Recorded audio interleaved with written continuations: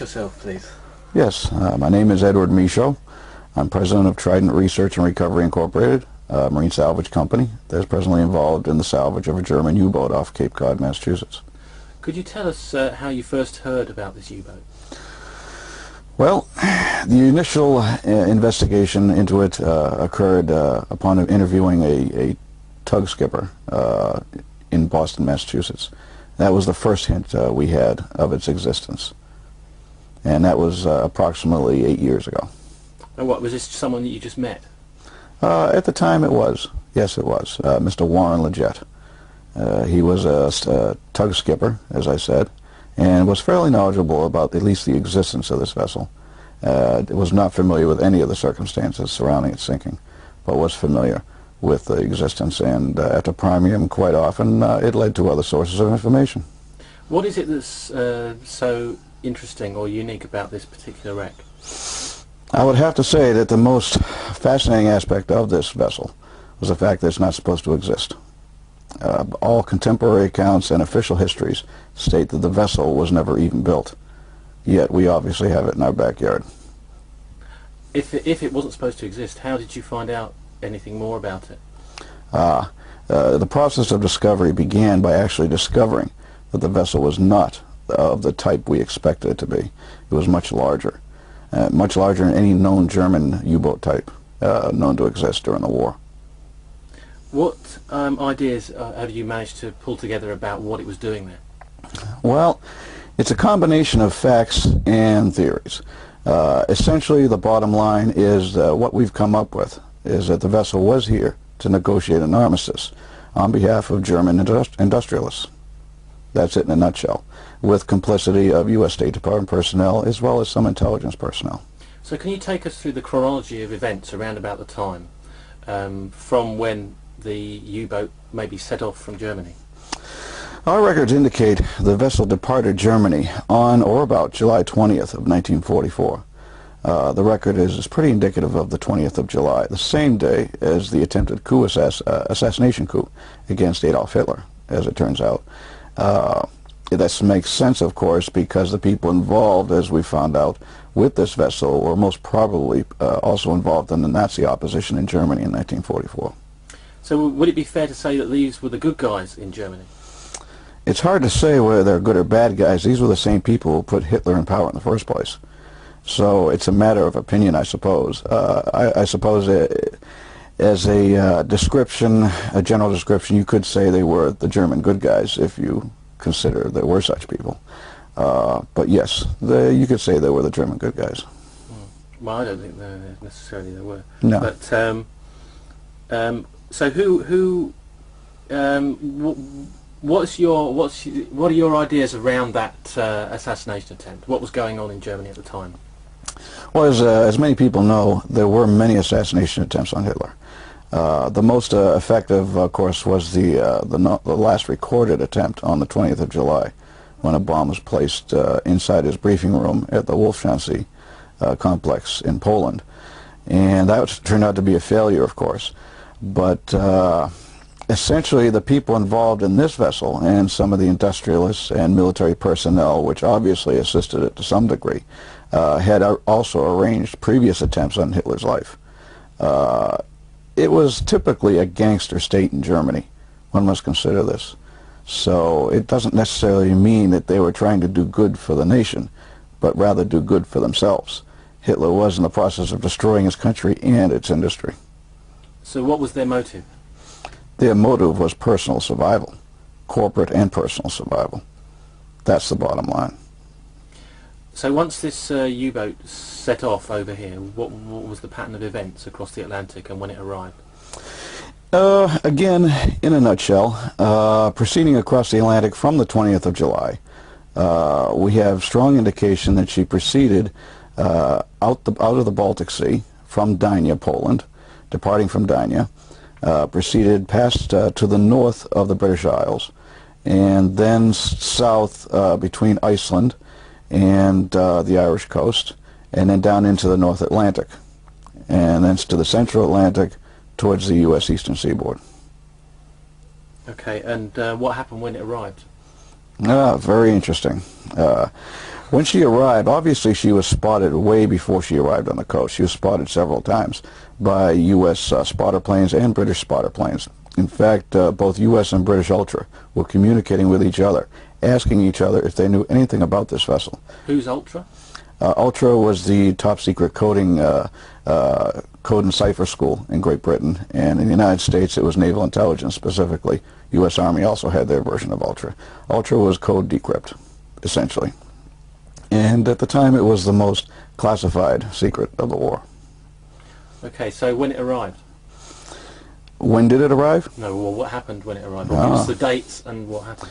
Well, she arrived approximately on the 24th of August, 1944, from what we can tell by the records. She was proceeding close to the coast. Obviously, the record indicates she was trying to find a good area for sending a transmission, and possibly for a rendezvous point as well. Some of the records indicate that there was a point jig in the records referred to by Allied intelligence, as well as some ultra decrypts. We're not too sure what that might mean, but it might refer to the point of rendezvous that this vessel was proceeding to. And this just happens to be 14 miles southeast of Chatham, Cape Cod, Massachusetts, in very shallow water, needless to say. And when she arrived on the 25th of August, she surfaced approximately just before sunset. And she was in the process of sending out a transmission, as we found out later from a Naval Intelligence veteran, a highly classified top secret Enigma transmission in diplomatic code, what they call a B-bar, high priority. And she was in an S5 location, O&I parlance for meaning very close to the station. The station that intercepted her transmission was a U.S. Naval radio intercept station in Chatham, Massachusetts. And so it didn't take them long to get a fix on the vessel. As it turns out, there were no vessels or airships or planes deployed to intercept her that we know of. Certainly there are no records indicating that nobody is deployed directly to her to intercept her, which we thought very strange. But we did find out that the naval airship K-25 did proceed to the area. And there are very strong indications, according to the official records, the existing records, that she was attacked and indeed sunk by a naval airship shortly after submitting a transmission. So what I find difficult to understand is if there were communications going on with the top level in Washington between this U-boat and them, how come the boat was sunk? Do you think there was under orders from Washington? Good question, and a good point to raise. No, it's obvious by all accounts the vessel was not purposely sunk by any U.S. naval command, or any U.S. command for that matter. She was sunk obviously by accident. The bottom line again is that she was sunk by a naval airship that was simply out doing its job and had no idea what the vessel was up to, but only knew that it was an enemy vessel in Allied territory that needed to be attacked. And so what evidence do you have for that, though? What we do have are the Eastern Sea Frontier reports detailing the airship's traverse to that area and her activity in that area. We also have a Naval Intelligence decrypt of the last transmission sent by the U-boat in plain transmission, plain text, no coding, obviously sent in the last hasty seconds of the vessel's existence, saying, quote, "am being attacked by aircraft," unquote. And that was on 25 August in a place known as a local transmission. But what was going on or what evidence do you have that the blimp, the naval blimp that was attacking the boat, was not following orders from Washington or from a higher level? Well, there is a lack of documentation giving commands to the airship specifying an attack. There are commands to her asking her to proceed to the area of the vessel's location and search, but there are no records indicating an attack. But there are some very curious movements at the time the airship arrives on the scene, and shortly thereafter when a Red Able patrol is conducted by two surface craft, two Coast Guard boats and a sub-chaser. And they make some very strange maneuvers in the area as if they're looking for flotsam and jetsam from a sunk vessel. which is the obvious indication. And their logs tend to agree with this as well. Right, now, how about the pilot of the, or the person that did the sinking? Well, the person that claims a sinking, he seems to be off on a few details, but he's amazingly accurate on many others. And many people discount his statements, whereas we look at what he says and compare it with the official record and what we have found on site. And amazingly, what he says seems to match up with what we find. So what's he been saying? For example, his account was that he dropped 2 depth charges over the submarine as it was trying to submerge to lower its silhouette as a target. And while it was happening, he dropped 2 depth charges. One detonated, the other one was a dud. The one that detonated is number 350 Torpex depth charge. Detonated when it reached approximately 10 feet, directly over the what we now know as the U-boat's galley. And when he said he saw the detonation of the charge, when it went off, he said it was right behind the conning tower. And sure enough, the hole we found in the wreck, the detonation hole, the damage hole, was right behind the conning tower. And what he said he saw floating to the surface was what he believed to be heads of lettuce. Well, this made sense, because we know the damaged area was the galley. We know that from site surveys. So it seemed to match up pretty closely. And what he had to relate, the airship pilot had to relate when he returned, showed an immediate naval cover-up. Certainly the indications we've been getting, because he was immediately transferred the next day to Recife, Brazil. Sorry, to where? To Recife, Brazil, Naval Air Station.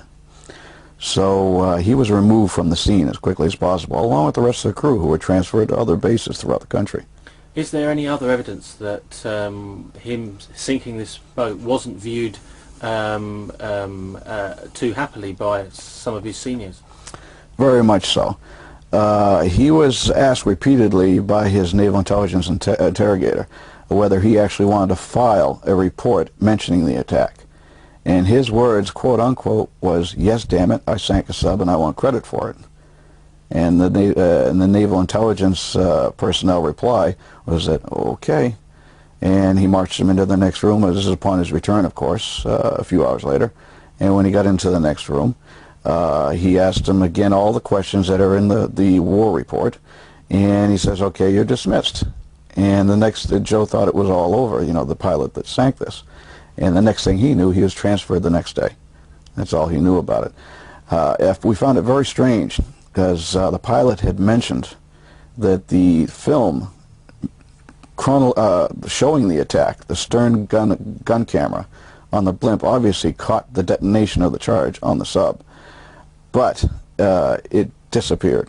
And according to the pilot, he had heard it was flown to Washington, D.C. the next day and just disappeared in the files. It cannot be found even today. So, right, who is this? Who is this person? What's the guy? We'll just say Joe for now, right. But we don't want to use his last name right now. Okay, but you've managed to track him down? Oh, yes. Yeah. Yeah. Off the record, I'll tell you all about it. Okay. But right. Certainly on the record, I just want to keep his last name out for now. Right, okay. So, have you any idea who was actually on this boat? Actually, we don't. We can only surmise. We do know that there are a lot of paper trails leading up to the deployment of this vessel, and there are extremely strong indications that there could very well have been representatives of German industry, and that is the best scenario, everything that fits at this point. Certainly whoever was on board, we firmly believe represented German industry as a whole. And do you think that they expected for the Americans to show them? Remembering, of course, that 1944 is at the height of war. Yes. They were heading off to the United States. What makes you think or what would have made them think maybe that they would get a good reception? Well, it's a long and complex story behind that. But essentially the whole story behind a German attempted armistice, as well as a safe haven, if you will, commenced in November of 1943. We know this from the existing record, in which Martin Bormann specifically commenced what they call Akten Fürland, which means action land of fire, referring to the southern geographical area of Argentina. Specifically, that operation dealt with German U-boats proceeding to South America. One, to hide potential Nazi war criminals, and two, to hide securities accumulated by the Nazi Reich throughout the years. Now, as we go into 1944, there are numerous attempts by these same people, as well as by additional anti-Nazi hardliners who wish to end the war for their own benefits and for what they think is best for their country, but mostly for themselves and corporate interests, corporate securities for post-war interests. And what happened was there were many contacts between, such as the Dulles brothers, U.S. intelligence in Switzerland, and German emissaries, and this is well documented.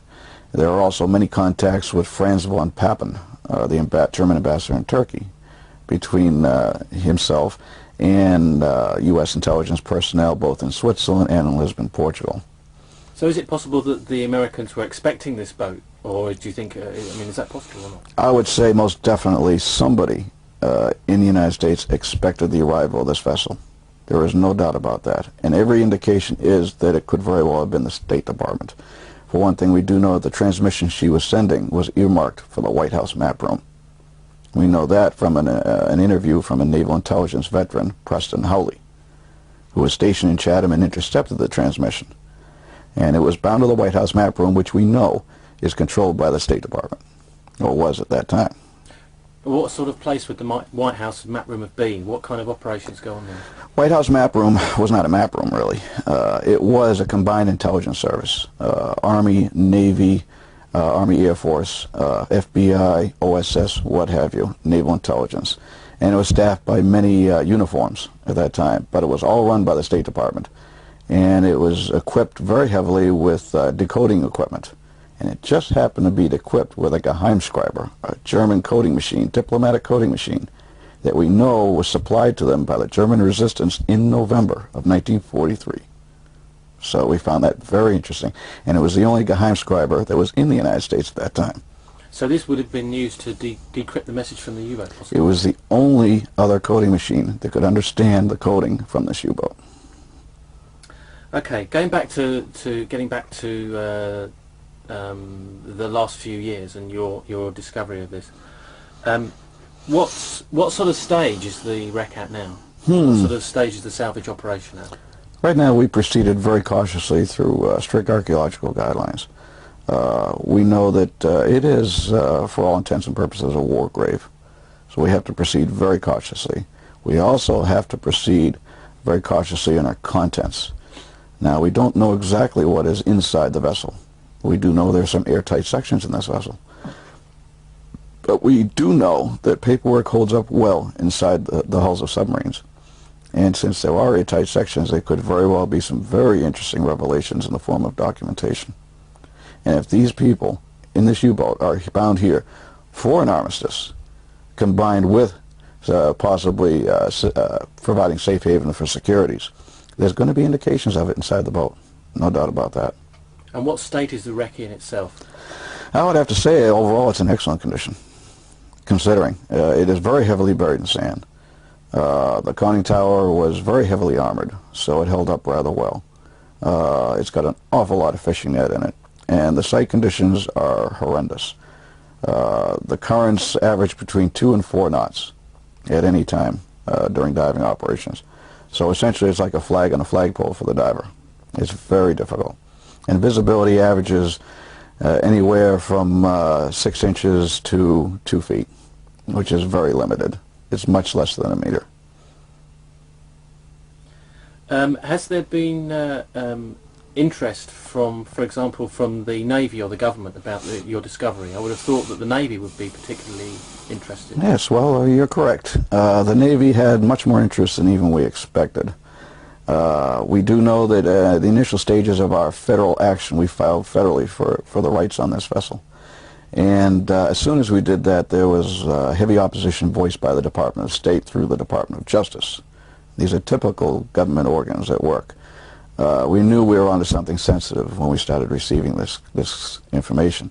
What surprised us most was just in 1997, September of 97, We have a restraining order on the site, a federally issued restraining order, which even the military has to honor. What happened was, the end of September, September 30th specifically of 1997, the U.S. Navy attempted to violate that restraining order, proceed to the site on their own with subcontracted vessels, civilian boats contracted by the Navy, and put divers down the boat, obviously in an attempt to remove sensitive items. Now, I would have thought that was a relatively easy thing to do while you're on the shore, for them to dive on. Well, we noticed them within hours. Certainly we caught them before they were able to deploy their divers.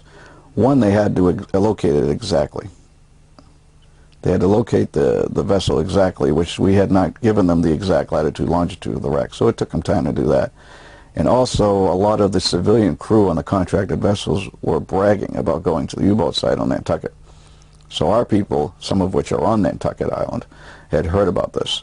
And so it didn't take us long to mobilize and get into action. And we called everyone from the State Department to the U.S. Navy and voiced our complaints politely but firmly, and also called the federal court, who were ready to take action at a moment's notice against any government agency violating this order. So we did stop the attempt, but it was a close call. So how did you actually get through to the boats on the surface that their presence wasn't really wanted there? Well, I'm sure what happened, probably the biggest influence in that was the media. The next day after this started, we had a press coverage, a small press article, which I've given you a copy of. And it didn't take the Navy long to catch on to that and realize the media was onto them. And these people don't operate well outside shadows. Once you shed a light on them, they disappear. And that's exactly what happened. We didn't have to initiate the federal action, thank God. We didn't have to get the federal marshal up into it, because they got the message loud and clear. Not to mention me calling every admiral in the Pentagon I could think of, and talking to the actual site commanders in Chatham, the land-based commander, and convincing him that it was a federally filed site and that it would not be in his best interest to proceed. So it worked out well, as it turned out, but for a while we were scared. What about the Coast Guard? The Coast Guard were very helpful. They don't get involved as a policy with Navy operations, but they helped us in any way they could, and they did some favors for us. Just give us an idea of the kind of what you might find when you finally do get down into the wreck and open it up. What kind of things are you what sort of things are you expecting? Oh, I hate to speculate. Documentation, I know. I know we will find documentation. What kind of documentation is anybody's guess. My personal best guess would be documentation reflecting an armistice deal, perhaps. Also, there could be a reference to securities, securities transfers, security placements, what have you. For all I know, there could be Swiss bank account numbers. I just don't know. And it could be actual securities. There's no way of knowing this. But we do know that there will be records referring to the negotiations then ongoing between the Nazi industrialists, anti-Nazis if you will, and U.S. intelligence. But this is a U-boat. It's not designed to carry silver or gold or whatever the Nazis might have been trying to get to Argentina. Well, this is a warship, but it was a warship that could carry 600 deadweight tons of cargo without affecting her trim. So she was more than capable of performing a dual role. There's not many warships that were, or not many, certainly submarines, that would be able to carry cargo, surely? No. No, this was a special boat. She's 115 meters in length. She's, in feet, she's 32 feet wide. So, and she's 40 feet from the conning tower to keel. That's a very big submarine. In fact, it's larger than our present-day Los Angeles class attack submarines. Yes, so she is very capable. She's armed with twin armored turrets, each carrying a twin-barrel 127 millimeter gun. So she had a lot of firepower as well as a lot of cargo capacity. To increase her cargo capacity, they could have removed a lot of her shells and powder from her armories. So, and each one of those armories can carry at least 200 tons individually. So. Okay, can you take us through the events? Okay, so it's been the Blimp has depth charged the boat. What does it look like happened? So that and the boat then dived and set the depth charge off. Can you just take us through that kind of process? Yes. What we've got so far in preliminary assessments on looking at the wreck site and looking at the surrounding shoal, it's obvious she was commencing a dive at the time she received an attack and the one depth charge going off. At that point, equilibrium was thrown off, and she commenced flooding. She's still proceeding on a headway. In other words, she's still going forward. At the time she's doing this, she's kicking over to one side or the other, port or starboard. Now, the mounts that are on her main deck level are gravity mounted. They're so heavy. They're gravity mounted. They probably weigh at least 12 tons apiece. And what happened, obviously, was one of those turrets actually fell off when she took an extreme list. Probably to starboard, that would be our best guess. And as a result, that armored mount settled upside down in the sand some ways away from the final resting place of the wreck, say approximately 100 meters. We've located that armored mount, and it's full of sand upside down at the bottom, and it's quite a sight. And she proceeded, say another 100 meters, eventually coming to rest against a sand shoal in very shallow water, approximately 60 feet. But she sanded up very quickly. And that is why she was very hard to detect even today, because she constantly covers and uncovers with sand by as much as 10 or 20 feet sometimes. So even though she's a big boat, it's a big ocean and it's a lot of sand. So, but in most cases she's almost always exposed from the main deck up. Okay.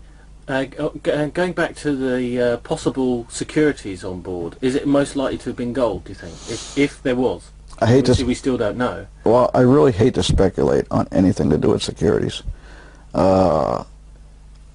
Anything is possible. Yeah. So you're saying that it's possible that the boat was making a stop off at Cape Cod and then was heading down to Argentina with the securities, possibly? That is the indication given. Were there other similar U-boat missions earlier during the war then? Most definitely. We've confirmed at least 3 U-boat missions to South America, carrying securities under what the Allies call safe haven and what the Germans call Acton Furland. We don't know which U-boats, but we do know they arrived, and we have Argentine intelligence documents confirming that they were spotted unloading actual securities.